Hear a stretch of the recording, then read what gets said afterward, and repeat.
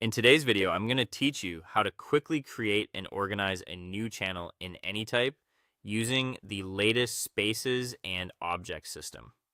To get started, open the Anytype app on your computer or mobile device and make sure you're already logged in. This is important because all of the workspace options you need will only appear once you're inside your account and looking at your main Anytype interface.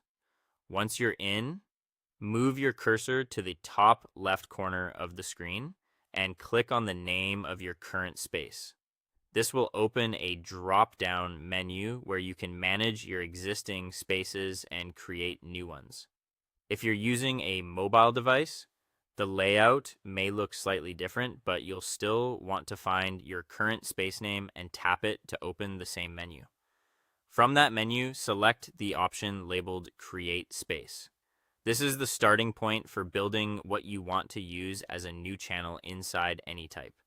In the latest system, spaces work as high-level containers, so creating one gives you a clean, dedicated area for a specific project, topic, or workflow.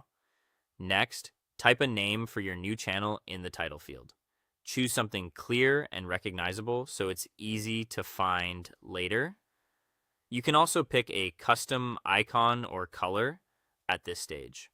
This is a small step, but it really helps with visual organization, especially if you plan to create multiple spaces and want to tell them apart quickly at a glance. After that, click the Create button at the bottom of the window to confirm your setup.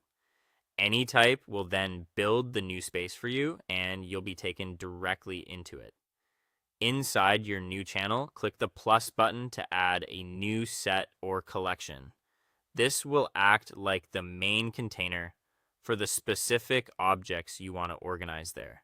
Think of it as the place where related content will live, making your space easier to manage and navigate.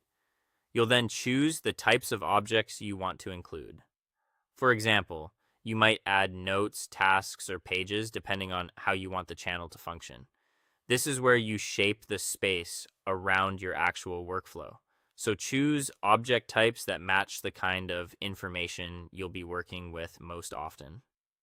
Finally, drag and drop any existing objects into your new channel if you already have content you want to organize there.